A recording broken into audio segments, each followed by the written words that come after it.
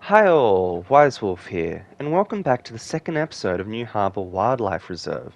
Today I'm trying a voiceover for this episode, so let me know how it goes. Feedback is always welcomed. Now let's get into what I'm doing today.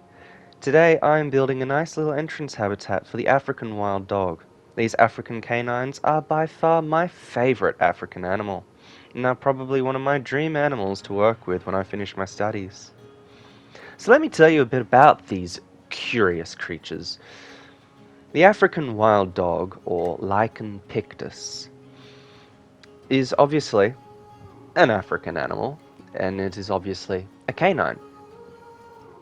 But did you know that the name lichen is derived from the Greek word for wolf, reflecting in its wolf-like characteristics? The species name pictus means painted in Latin, which is why they can also be referred to as the African painted dog, not just the African wild dog. This, of course, refers to their mottled coat, which features a mix of blacks, reddish browns, and white patches. Now, if you were to look at two dogs of the same species, you would find that no two coats are alike. Much like our human fingerprints, an African wild dog's coat varies from canine to canine. Isn't that interesting? I find it interesting. Sorry, I just really love animals. But sadly, according to the International Union for Conservation of Nature, the IUCN, African wild dogs aren't faring greatly in the wild.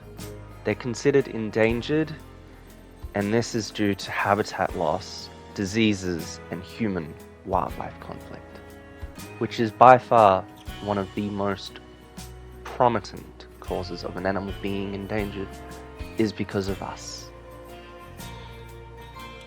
So let me tell you what these animals eat. These animals are carnivorous, so they eat meats. Their diets mainly consist of medium-sized ungulates such as impalas, gazelles, and wildebeests. They are known for their high-speed pursuits and exceptional staminas. These dogs can reach a max of 70 kilometers per hour, which, if you think about it, the cheetah is not too much faster than that. Impressive, aren't they? These dogs are highly social animals, living in packs that can range from 2 individuals up to 27 individuals. Impressive, isn't it? Their cooperative hunting strategy involves intricate communication through vocalizations, body language, and facial expressions. Each member plays a role, often taking turns leading their chases. The pack is usually led by a dominant breeding pair, which is often monogamous. This hierarchy helps maintain social bonds and ensures the survival of the group.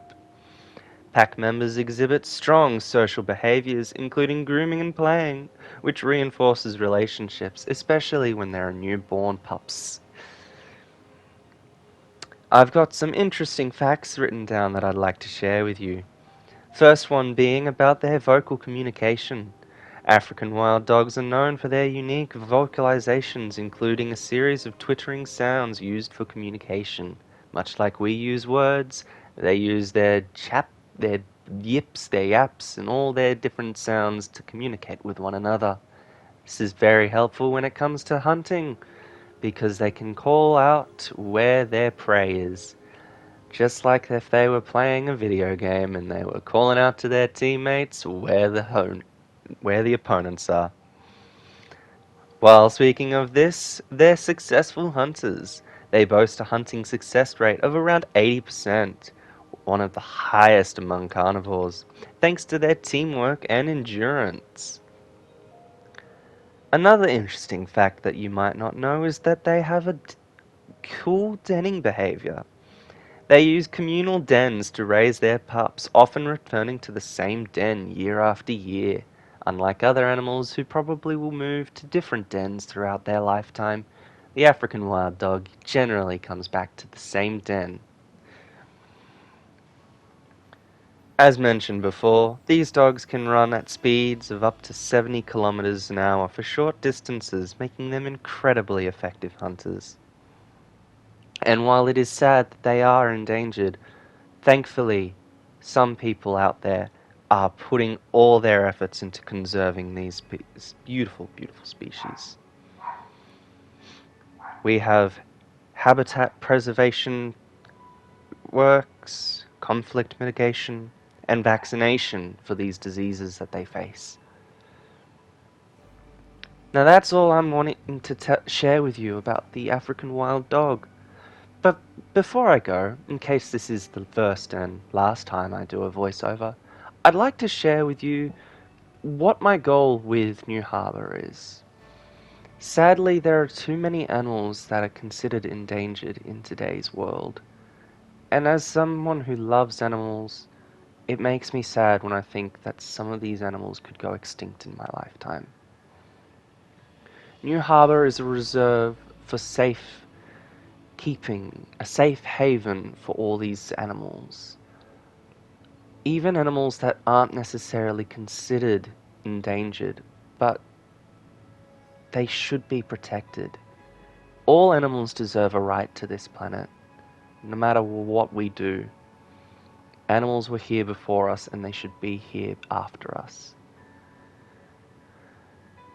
New Harbour will house critically endangered, vulnerable, and animals that are near threat, like the maned wolf and the southern white rhino, just to name a few. I'm also planning on building the The Animal Rescue and Rehabilitation Center, which, ironically enough, is abbreviated to the ARC, which was a complete coincidence. I did not plan that at all. Where I will be able to incorporate animals that aren't necessarily endangered, like the sloth or camel, and bring in lore to the zoo about, okay, these animals are rescued from, say, a bushfire, or roadkill took out their parents and they need a safe place to live. And it's also a great way to give me an excuse to build for animals that I've always wanted to build for, but I've just never found a way to incorporate them into my zoo because they just haven't fit my theme. It's also a good way for me to try out the new tropical and arid packs because a lot of the animals from there aren't endangered. One animal that I am most excited to build for, though, is the two species of rhino, because on my recent holiday I got to do a close encounter with the southern white rhino at Australia Zoo, and getting so close with them made me fall in love with these beautiful armored puppy dogs. And it hits you hard when you're so close to an animal as beautiful as the rhino that they could go extinct in our lifetime, and it's just sad. Rhinos have now become one of my favorite animals and they need to be protected. Now, I'm just gonna leave the rest of this video to play out. There's probably about 10 minutes or so to just enjoy the speed build. And if I do decide to keep voicing over my builds, I guess I'll see you in the next one. Otherwise, I'm Wise Wolf, and I'll catch you next time.